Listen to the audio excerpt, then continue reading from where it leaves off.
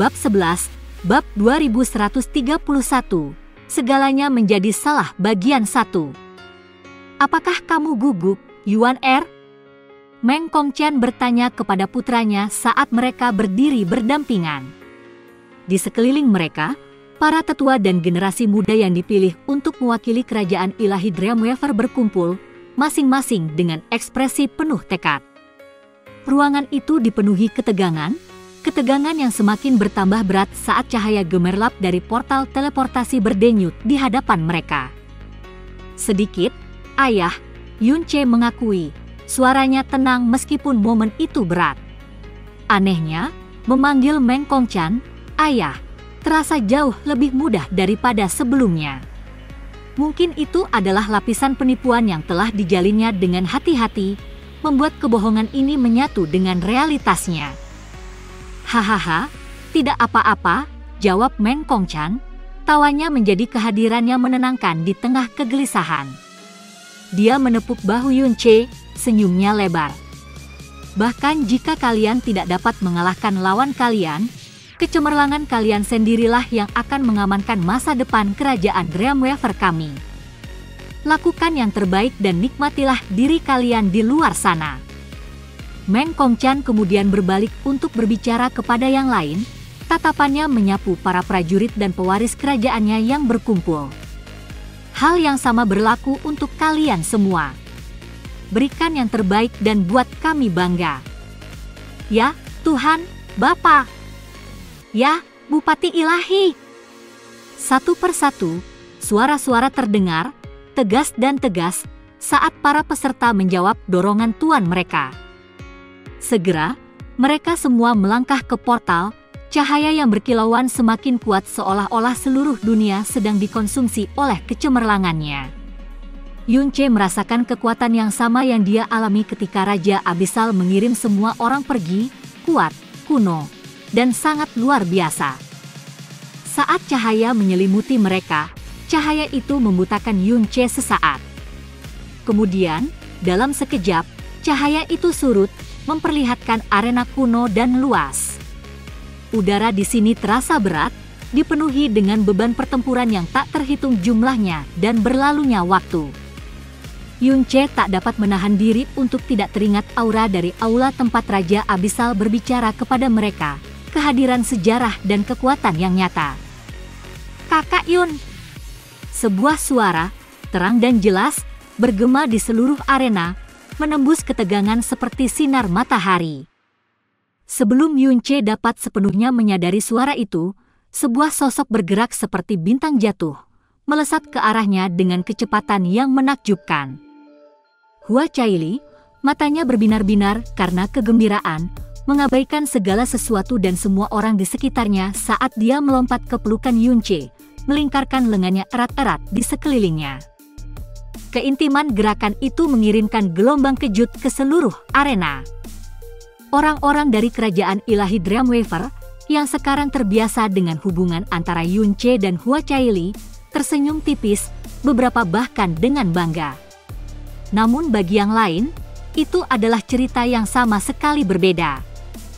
Terengah-engah dan gumaman keterkejutan menyebar seperti api di antara para perwakilan yang berkumpul dari kerajaan ilahi lainnya dan klan naga.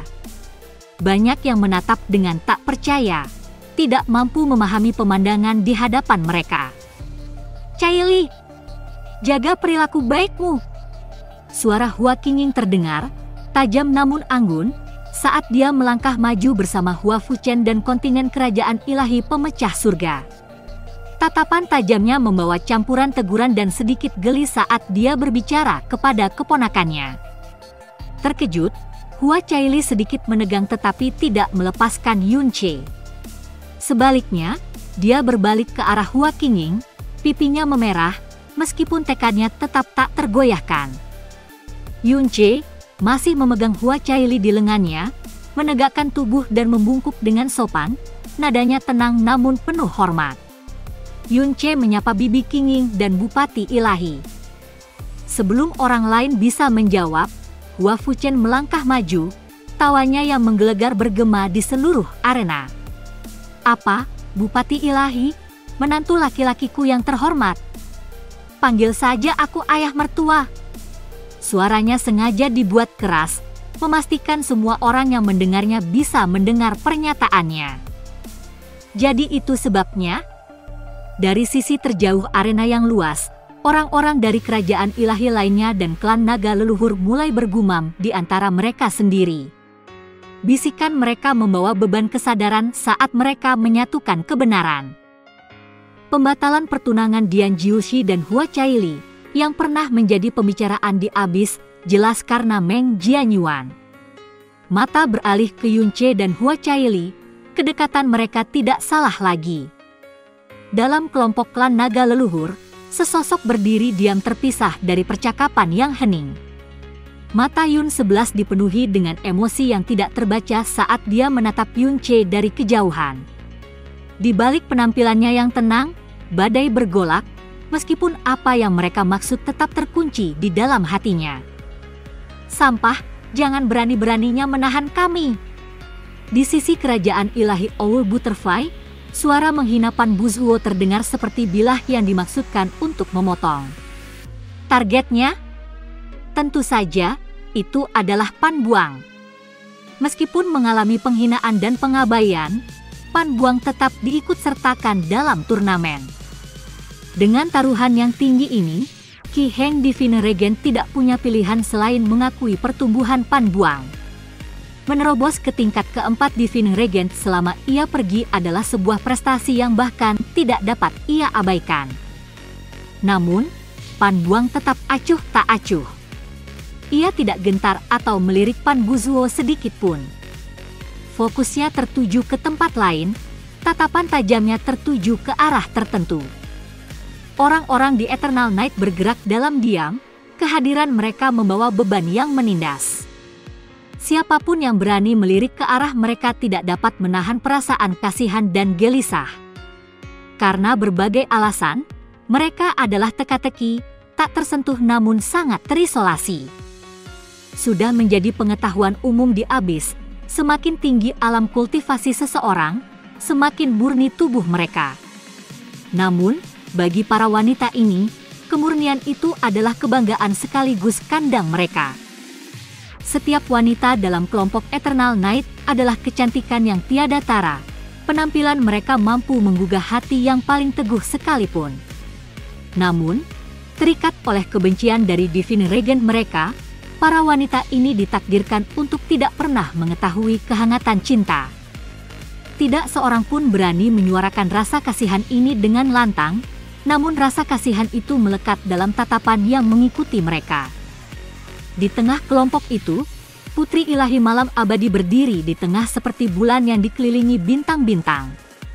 Meskipun terselubung, kehadirannya tidak mungkin diabaikan.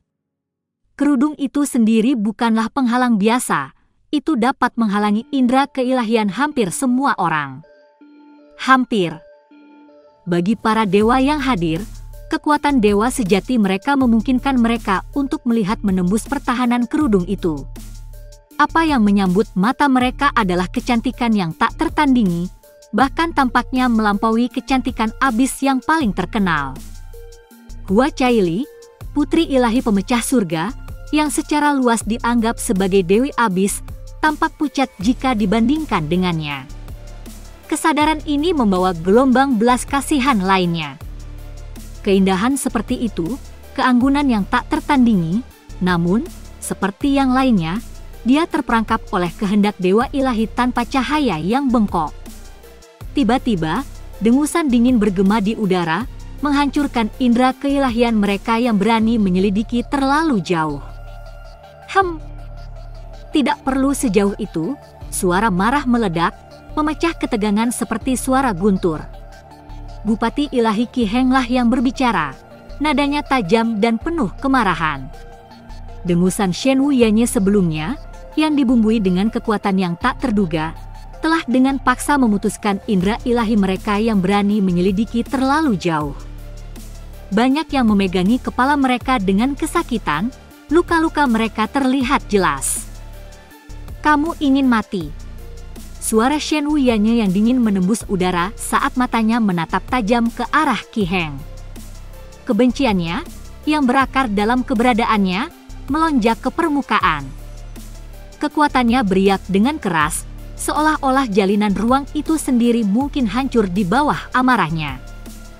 Ketegangan yang menyesakkan mencengkeram arena seperti catok. Ini adalah tanah suci dan netral di bawah kekuasaan Raja Abyssal. Namun tindakan Shen Wuyanye membuatnya sangat jelas bahwa dia tidak peduli dengan kesopanan seperti itu. Penghinaannya terhadap kerajaan ilahi dan para dewa yang memerintah mereka sama nyatanya dengan kemarahannya yang mendidih. Cukup. Sebuah suara terdengar, tenang dan datar, namun membawa otoritas yang begitu absolut sehingga memaksa ketegangan untuk mereda. Dalam sekejap, beberapa sosok muncul, kedatangan mereka begitu mulus seolah-olah mereka selalu ada di sana. Di belakang mereka berdiri 35 pelayan. Formasi mereka mengesankan. Masing-masing memancarkan kekuatan yang mengerikan di puncak kultivasi dalam abis di luar dewa sejati. Alam batas ilahi. Kehadiran 35 makhluk di level ini akan sangat luar biasa dengan sendirinya, namun mereka menundukkan kepala mereka dengan hormat, kekuatan mereka yang luar biasa tenang di hadapan sosok-sosok yang mereka ikuti. Berdiri di garis depan adalah 4 individu yang auranya jauh melampaui alam batas ilahi. Kehadiran mereka seperti dunia lain, dipenuhi dengan kekuatan tak tergoyahkan yang hanya dimiliki oleh dewa sejati. 4 imam besar, masing-masing memancarkan aura yang begitu kuat sehingga bahkan para bupati ilahi, para penguasa kerajaan ilahi dan dewa sejati sendiri, tidak dapat menahan rasa takut, turun dengan anggun, diikuti oleh 35 pelayan. Di antara mereka, imam besar melangkah maju, kehadirannya sendiri menyesakkan, meskipun nadanya tetap tenang dan terukur. 1 pelanggaran lagi, dan kerajaanmu akan didiskualifikasi, katanya. Suaranya tidak meninggi, namun bobotnya tidak dapat disangkal, membawa otoritas yang tidak menyisakan ruang untuk argumen. Kami menyapa para imam besar, terdengar jawaban serempak. Tak lama kemudian, orang-orang yang berkumpul berdiri dan mulai bergerak menuju area yang ditunjuk para imam besar. Setiap kelompok berbaris dalam formasi di belakang pemimpin masing-masing. Ketegangan di udara terasa nyata saat kehadiran para imam besar membuat semua orang sangat menyadari kekuatan dan status mereka. Di samping, penampilan imam besar Liu Xiao tampak acak-acakan seperti biasanya. Wajahnya dipenuhi noda jelaga dan luka bakar hitam, dan jubahnya yang dulunya bersih kini ternoda dan usang. Namun, pria itu tampaknya tidak peduli. Tuannya tidak diharapkan datang, setidaknya belum, dan orang tua yang kotor ini mengenakan senyum malu-malu saat dia melirik ke arah kelompok kerajaan Dreamweaver yang kebetulan berdiri di dekat kelompok kerajaan Heavenbreaker. Selama 3 hari terakhir, Liu Xiao telah menjadikan misinya untuk mengganggu Yunche, meskipun istilah itu tidak adil untuk kejenakaan imam besar. Semangatnya untuk memasak telah menyala kembali setelah mencicipi kreasi Yunche, dan dia telah melemparkan dirinya untuk menciptakan hidangan yang lebih baik dengan semangat yang berbatasan dengan obsesi. Terlepas dari usahanya, setiap upaya berakhir dengan kegagalan, membuatnya frustrasi sekaligus terinspirasi. Sementara Liu Xiao tidak dapat menyangkal keunggulan Yunche dalam seni kuliner, dia masih berpegang teguh pada harga dirinya. Bahkan, dia telah mempertimbangkan gagasan untuk meminta menjadi murid Yunche, meskipun statusnya yang tinggi sebagai imam besar membuat gagasan itu hampir terlalu memalukan untuk disuarakan dengan lantang. Di antara imam besar lainnya, Ling Xian, peri roh, tampak sangat berubah. Kulitnya yang cerah bersinar dengan vitalitas, dan auranya telah stabil secara signifikan. Sejak pertemuan terakhir berakhir, para dewa yang berkumpul telah membantunya dalam menyempurnakan hubungannya dengan kekuatan unsur kristal api primordial. Penggabungan itu kini hampir sempurna, dan Ling Xian saat ini memancarkan kehadiran yang tenang dan tak tergoyahkan, jauh lebih kuat dari sebelumnya. Saya yakin kalian semua tahu aturannya. Kepala pendeta menyapa para peserta yang berkumpul, Suaranya mantap tetapi penuh dengan kewibawaan. "Ya!" Respon kolektif bergema di seluruh majelis. Sebagian besar yang hadir telah berpartisipasi dalam pertemuan tanah suci sebelumnya dan hafal aturannya. Bahkan Yunche, pendatang baru dalam acara tersebut, telah diberi pengarahan secara menyeluruh. Prosesnya mudah. Setiap peserta akan bertanding di salah satu dari banyak arena yang tersebar di seluruh tanah yang luas. Setelah pertarungan mereka berakhir, mereka biasanya akan pergi dan menyaksikan pertarungan lainnya, seringkali condong ke arah pertarungan yang melibatkan pesaing terkuat.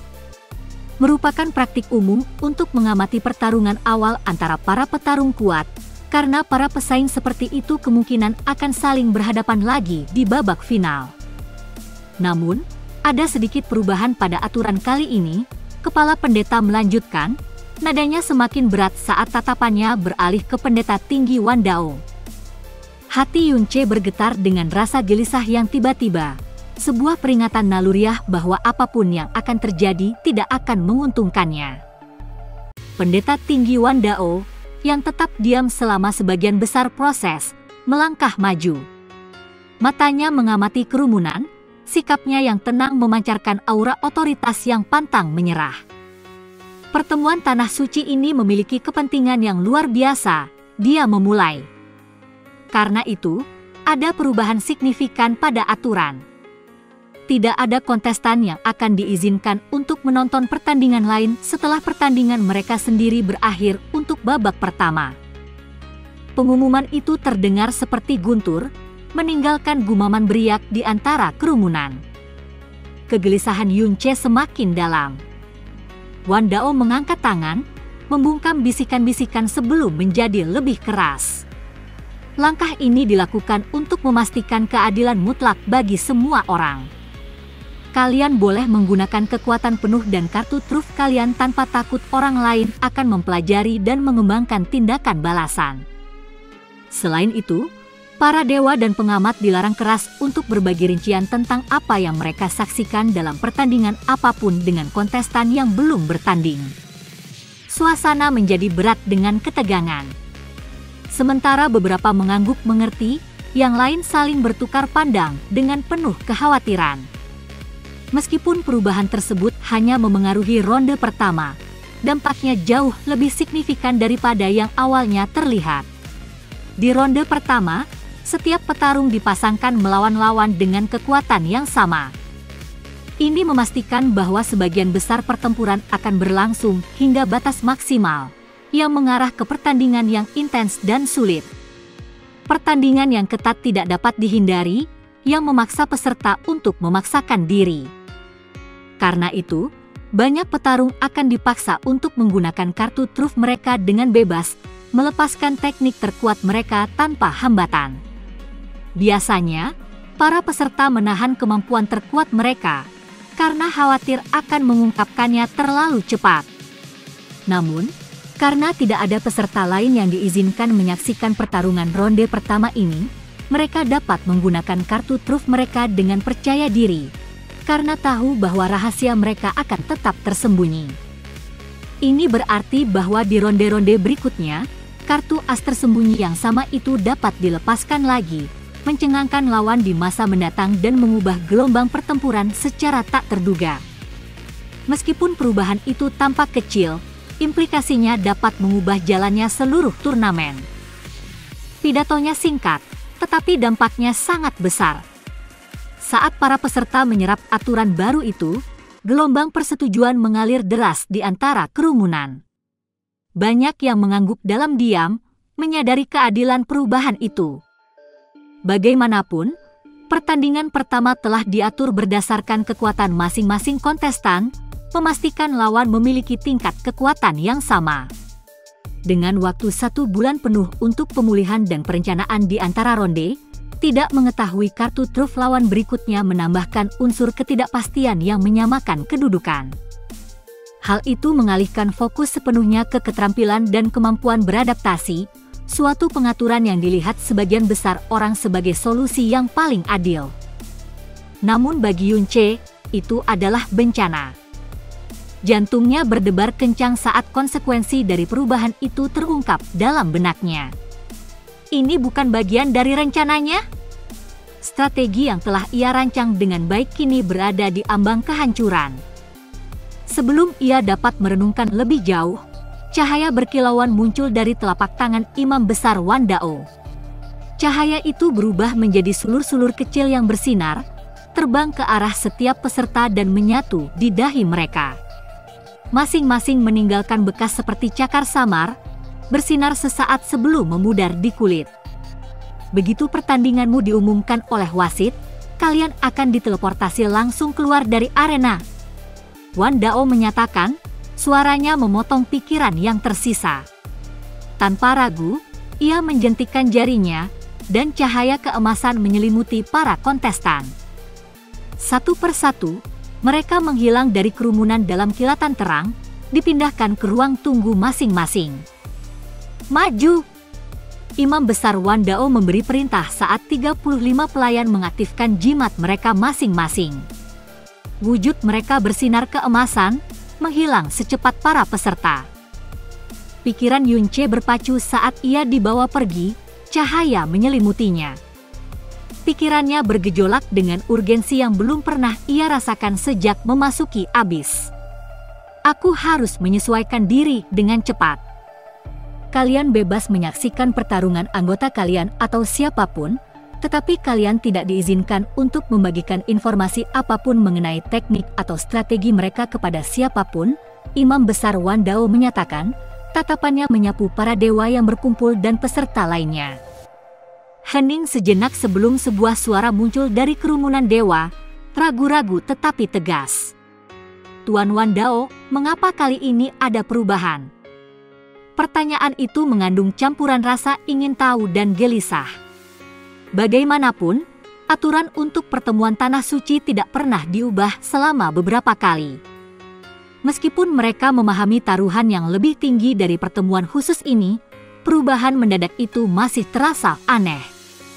Imam Besar Wan Dao mengalihkan pandangannya yang tenang namun berwibawa ke arah pembicara, berhenti sejenak dengan sengaja sebelum menjawab. Itu adalah kehendak Raja Abisal, katanya sederhana, nadanya mengandung kepastian. Kata-kata itu mendarat seperti guntur, membungkam keraguan yang tersisa atau pertanyaan lebih lanjut. Tidak seorang pun berani mempertanyakan keputusan raja, bahkan para bupati ilahi. Setelah pengumuman mereka selesai, keempat imam besar bertukar pandang sebentar sebelum menghilang dalam kilatan cahaya. Kepergian mereka secepat dan senyap seperti kedatangan mereka. Yang tertinggal adalah para dewa dan pengiringnya, yang menghadapi dengan tugas memilih pertempuran mana yang akan ditonton, masing-masing mempertimbangkan prioritas dan kesetiaan mereka dalam kompetisi penting ini. Bab 12, Bab 2132, Segalanya Menjadi Salah Bagian 2. Saat penglihatan Yunche kembali normal, dia mendapati dirinya berdiri di tengah arena pertarungan kuno. Setiap batu bata dan ubin di bawah kakinya tampak menahan beban pertempuran yang tak terhitung jumlahnya, terukir dengan bekas luka dan alur samar yang berbicara tentang bentrokan yang telah lama terlupakan. Namun, terlepas dari tanda-tanda waktu dan kekuatan, arena itu tetap berdiri kokoh, sebuah bukti dari material luar biasa yang membentuknya, material yang dapat menahan bahkan pukulan terkuat sekalipun. Perenungannya terganggu oleh kemunculan sosok lain yang muncul di sisi berlawanan arena. Pria muda itu tampak berusia 20-an, wajahnya yang tegas dan sikap percaya diri memancarkan kebanggaan. Namun, bukan penampilan mudanya yang menarik perhatian Yunche, melainkan aura naga yang tak salah lagi terpancar darinya, aura yang hanya bisa dimiliki oleh satu orang. Long Qinfeng dari klan Dewa Naga Leluhur. Kedua mata itu saling bertatapan, dan saat Long Qinfeng mendekat, ekspresinya tetap tenang. Sambil membungkuk hormat, dia menangkupkan kedua tangannya dan berkata, "Senang bertemu denganmu, putra Dewa Yuan." Nada suaranya sopan, dibumbui dengan formalitas yang diharapkan dalam pertemuan seperti itu. Tetapi naluri tajam Yunche menangkap secercah ketidaksenangan di mata Long Qinfeng. Long Qinfeng telah diberi pengarahan yang baik tentang Yunche sebelum pertemuan ini. Meskipun tingkat kultivasi Yunche jauh lebih rendah daripada dirinya sendiri, Long Qinfeng tetap membungkuk dengan sopan, menyadari perbedaan status mereka. Tuan muda dari klan Dewa Naga leluhur bahkan telah memerintahkannya untuk menyerah begitu saja sebagai tanda niat baik, sebuah saran yang menggerogoti harga diri Long Qinfeng. Sebagai salah satu bakat paling cemerlang di klan, gagasan untuk menyerah tanpa perlawanan tidak dapat ditoleransi. Dia ingin membuktikan dirinya, merasakan serunya pertempuran dan kepuasan menguji kekuatannya. Namun, dia tidak bisa mengabaikan kesenjangan mencolok antara kekuatannya dan Yunche. Jika aku mengerahkan seluruh tenagaku, pikirnya muram, satu tamparan saja mungkin sudah cukup untuk membunuhnya. Bagaimana aku bisa merasa puas dengan itu? Sementara pikiran-pikiran yang saling bertentangan ini berputar di benaknya, Long Qinfeng mempertahankan sikap sopannya saat dia membungkuk kepada Yunche. Tepat saat dia menegakkan tubuh, cahaya terang turun dari langit di atas arena, menerangi medan perang. Satu sosok muncul dari cahaya itu, aura mereka sangat besar dan mengesankan, tanda yang jelas dari kultivasi alam kepunahan ilahi mereka. Ini adalah wasit untuk pertandingan mereka. Baik Yunche maupun Long Qinfeng segera membungkuk dalam-dalam untuk menghormati sosok itu. Postur mereka mencerminkan rasa hormat yang pantas diberikan kepada seseorang dengan kekuatan seperti itu. Orang yang rendah hati ini adalah Modi dari pengawal Tanah Suci. Sosok di langit itu mengumumkan, suaranya tenang namun penuh dengan otoritas. Lelaki tua itu, yang tampak berusia 80-an dengan wajah yang sudah lapuk, memancarkan aura yang tak tergoyahkan yang mengkhianati kekuatannya yang luar biasa. Saya telah ditugaskan oleh Pendeta Agung untuk mengawasi pertempuran ini hari ini. Senang bertemu dengan Anda, Putra Dewa Yuan, dan talenta muda Qinfeng. Yunche dan Long Qinfeng sama-sama membungkuk hormat sebagai tanda terima kasih. Gerakan mereka dipenuhi rasa hormat kepada wasit. Perkenalan Modi menggarisbawahi pangkat dan perannya, tidak meninggalkan keraguan tentang keseriusan situasi.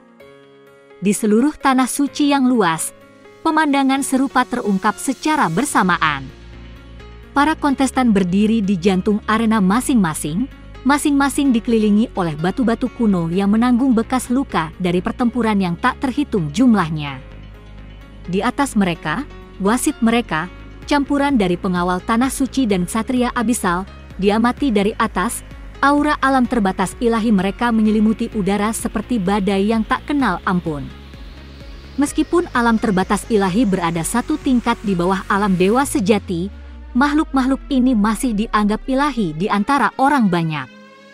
Kekuatan mereka sangat hebat, dan kehadiran mereka di seberang abis sangat langka. Namun, di sini, di Tanah Suci, pusat kekuasaan yang mengatur abis, mereka adalah pemandangan yang biasa-biasa saja, tersebar di seluruh arena untuk menjaga ketertiban. Saat ini, di berbagai tempat di seluruh arena yang luas, dari para tetua hingga dewa, individu memilih pertarungan yang menarik minat mereka. Setiap pertandingan membawa cerita, bentrokan ambisi, atau kebanggaan kerajaan mereka. Di antara mereka, Meng Kongqian berdiri di area terpencil di bagian penonton, matanya tertuju pada apa yang disebut penjaga tanah suci yang mengawasi pertempuran Yunche.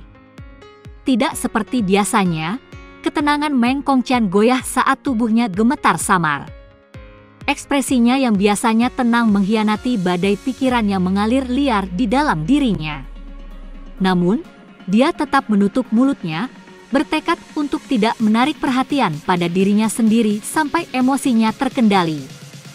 Dia tidak bisa membiarkan kesalahan sesaatnya menodai citranya atau mengalihkan perhatian Yunche. Akhirnya mendapatkan kembali ketenangannya, Meng Kongqian memecah kesunyian. Yuan karena tidak ada orang lain di sini yang akan mengetahui rahasiamu, dan dengan aturan yang memastikan baik peserta maupun penonton tidak dapat mengungkapkan rahasia lawan mereka. Kartu truf, kamu bisa bertarung habis-habisan dalam pertarungan ini. Suaranya mengandung campuran antara keyakinan dan harapan, bergema samar-samar di area penonton yang kosong. Anehnya, tidak ada orang lain yang hadir di bagian yang disediakan untuk kerajaan ilahi Dreamweaver. Tampaknya para tetua dan peserta lainnya telah memilih untuk menonton pertandingan yang berbeda, meninggalkan Meng Kongqian untuk mengamati pertempuran ini sendirian. Bahkan klan Dewa Naga Leluhur tidak mengirim siapapun untuk menonton. Lagi pula, mereka telah menginstruksikan Long Qingfeng untuk menyerah sebagai tanda niat baik. "Ya, ayah," jawab Yunche dengan tenang sebelum mengalihkan fokusnya kembali ke Long Qingfeng. Matanya yang tajam mengamati lawannya, merasakan keraguan. Dengan senyum tipis, dia bertanya, "Ada apa?" Long Qingfeng ragu-ragu sejenak, tetapi kemudian menghela napas dalam-dalam, memutuskan untuk mengatakan yang sebenarnya. "Sejujurnya, Putra Ilahi Yuan, klan ingin aku menyerah dalam pertarungan. Mereka takut aku mungkin tidak sengaja melukaimu." Beban kata-kata klannya terasa berat di pundaknya, dan itu telah menggerogoti dirinya sejak dia mengetahui pertandingan ini. Sebagai bakat yang membanggakan dari klan Dewa Naga Leluhur, pikiran untuk menyerah dalam pertarungan, terutama dalam suasana yang bergengsi seperti itu, terasa seperti noda pada kehormatannya. Namun taruhannya terlalu tinggi jika dia melakukan kesalahan. "Tidak apa-apa, kamu bisa bertarung habis-habisan," jawab Yunche tanpa ragu. Kata-katanya memotong keraguan Long Qingfeng seperti pisau. Terkejut, mata Long Qingfeng membelalak. "Tapi bagaimana jika aku?" Dia mulai, tetapi Yunche mengangkat tangan untuk membungkamnya. Ekspresinya tidak tergoyahkan. "Kamu seharusnya sudah tahu sedikit tentangku," kata Yunche, suaranya tenang dan percaya diri. "Kamu mungkin pernah mendengar bahwa aku dapat mengalahkan lawan di alam yang sama semudah membalikkan tanganku. Itu berarti kekuatanku yang sebenarnya jauh melampaui alam kultivasiku. Kau tidak perlu khawatir, ayo, mari kita bertarung." Keraguan Long Qingfeng goyah sebelum digantikan oleh tekad. Sambil membungkuk hormat, dia berkata, "Kalau begitu aku tidak akan menahan diri, Putra Dewa Yuan. Mohon maaf jika saya menyinggung siapapun." "Mulai!" Suara Modi menggema dari langit, menembus ketegangan bagaikan guntur. Boom! Aura naga meletus dari tubuh Long Qingfeng, memperlihatkan kekuatan kasar yang mengguncang udara di sekitar mereka. Auranya beriak di arena kuno. Dia terbang ke langit saat wujud naga itu mengembang, tubuhnya tumbuh menjadi ukuran yang sangat besar, menjulang setinggi ratusan meter, sisiknya berkilau dengan kecemerlangan kuno. Dalam wujud naganya, kehadiran Long Qingfeng sangat kuat. Kekuatan yang menindas yang terpancar darinya membuatnya jelas dia tidak menahan diri. Kekuatannya, Yunche bergumam pada dirinya sendiri, matanya menyipit saat dia mengamati lawannya. Bahkan sebagai Divine Master level 6, itu sebanding dengan Divine Master level 8. Seperti yang diharapkan dari seorang jenius dari klan Dewa Naga Leluhur. Tidak ada penghinaan dalam suara Yunche, hanya kekaguman. Meskipun ada perbedaan di alam mereka, Yunche tidak bisa menahan rasa hormatnya pada Long Qingfeng. Bagaimanapun, dia adalah pria yang memiliki kekuatan dan semangat pantang menyerah. Bahkan ketika ditekan oleh klannya untuk menyerah, dia memiliki keberanian untuk mempertahankan pendiriannya, meskipun dengan keraguan tentang menyakiti lawannya. Integritas seperti itu jarang terjadi, bahkan di Abyss.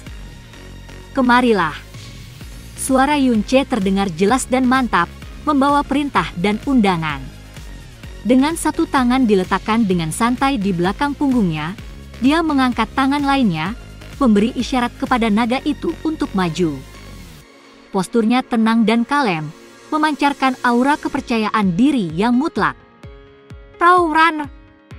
Raungan yang memekakkan telinga mengguncang arena kuno saat cakar raksasa Long Qingfeng turun.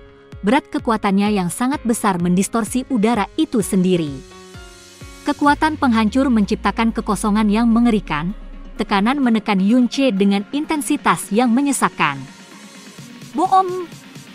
Debu dan puing-puing meletus saat cakar itu menyentuh tanah, mengirimkan gelombang kejut yang beriak di seluruh arena. Namun, saat debu mereda, Yunche berdiri tak terpengaruh di bawah cakar besar itu. Sosoknya diam, ekspresinya tenang. Masih menahan diri.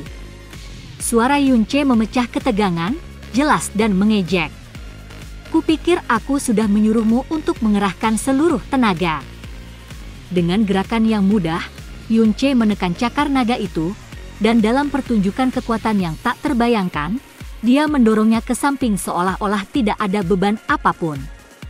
Dalam sekejap mata, Yunche menghilang, wujudnya kabur karena kecepatan.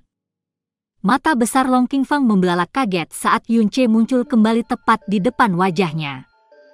Dengan jentikan sederhana jarinya yang tertekuk, Yunche memukul moncong naga itu. Boom! Suaranya menggelegar. Wujud naga besar Long Qingfeng terlempar ke belakang, seluruh tubuhnya menghantam lantai arena dengan kekuatan yang membuat tanah bergetar. Jantung Meng Kongqian berdebar kencang karena rasa bangga yang luar biasa saat dia menyaksikan pemandangan di hadapannya.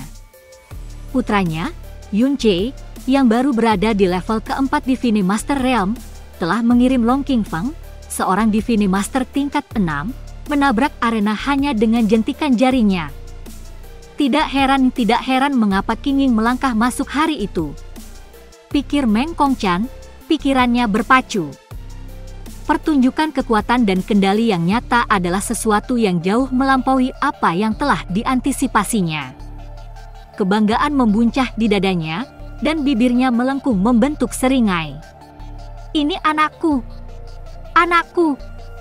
Di medan perang, Long Qingfeng mengerang saat ia berjuang untuk bangkit dari tanah.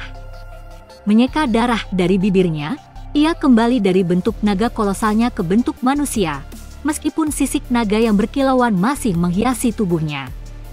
Napasnya terengah-engah, dan ekspresinya muram saat ia menilai lawannya.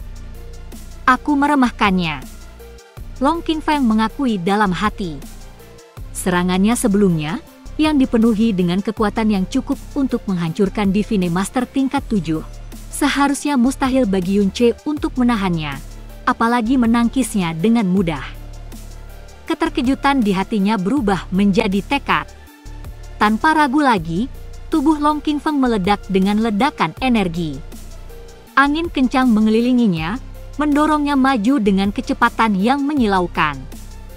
Dalam sekejap, dia muncul kembali di langit, tepat di depan Yunche. Sisik naganya berkilau di bawah cahaya halus arena, dan tinjunya berderak dengan kekuatan saat dia meluncurkan serangan eksplosif yang ditujukan langsung ke dada Yunche. Ah! Long Qingfeng meraung, serangannya tanpa henti saat dia meluncurkan pukulan, dan tendangan dengan kecepatan dan kekuatan yang mengerikan. Namun, Yunche tetap tidak tergoyahkan, posturnya tenang dan percaya diri. Setiap serangan berhasil ditepis atau dihindari dengan mudah. Tangan Yunche masih dengan santai beristirahat di belakang punggungnya. Sialan!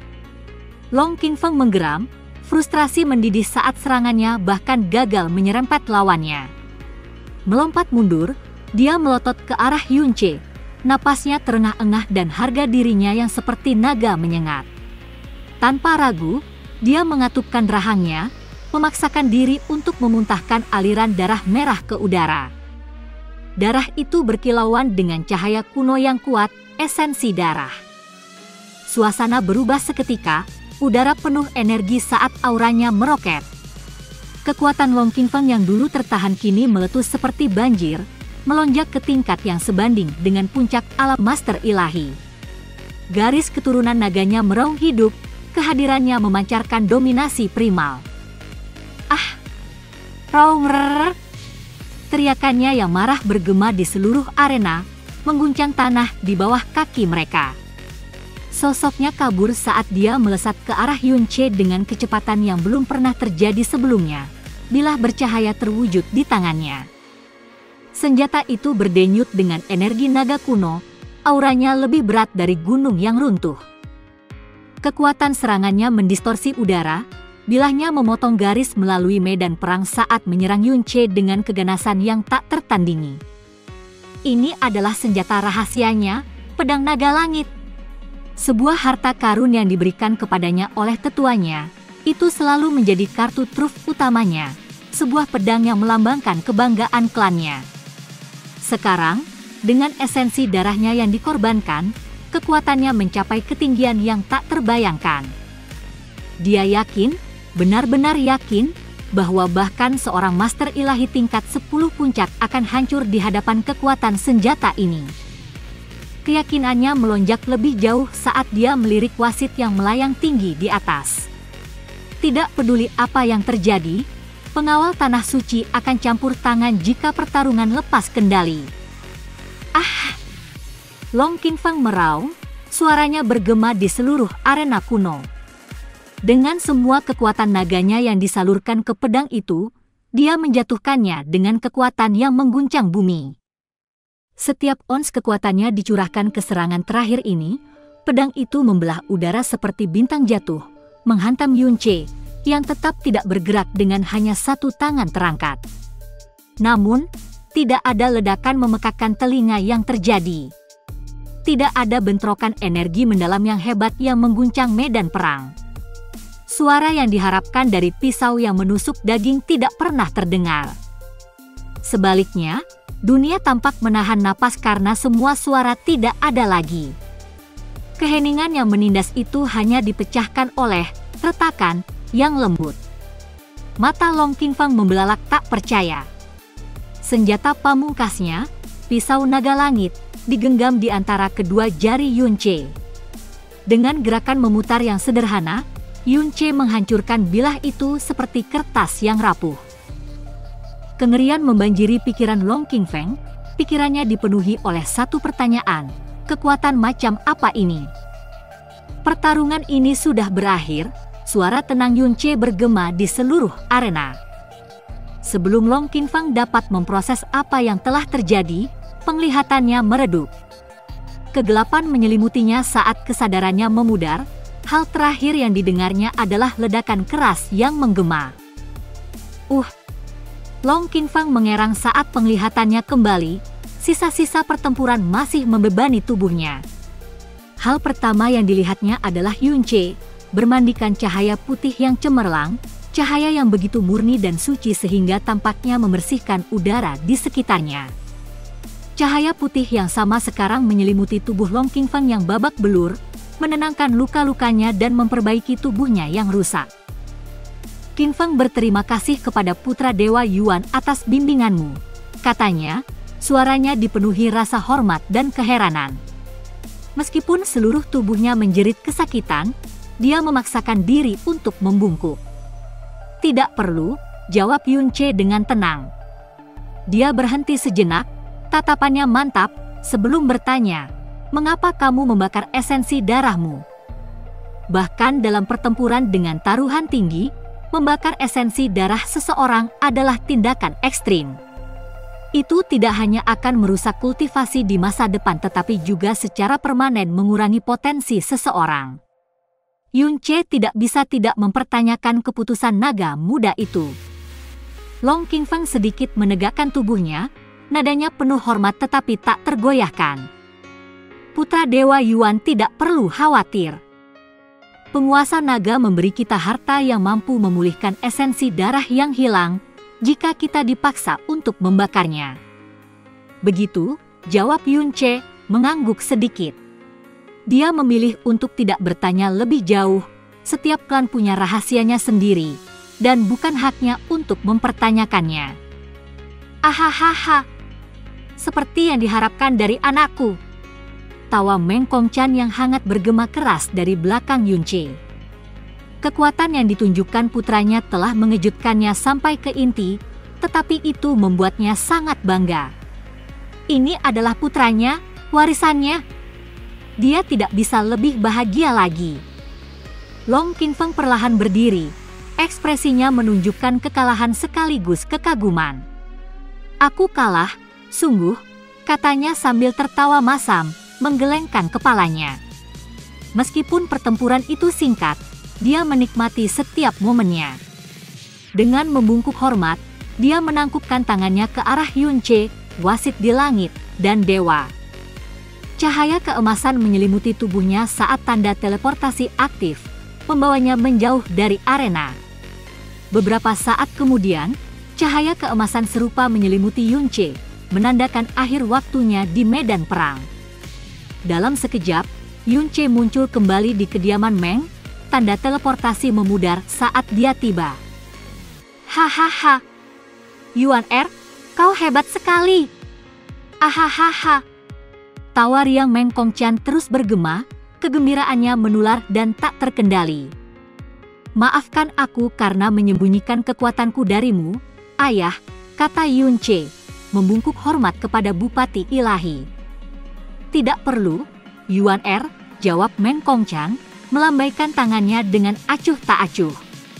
Tawanya kembali terdengar, penuh kebanggaan dan geli.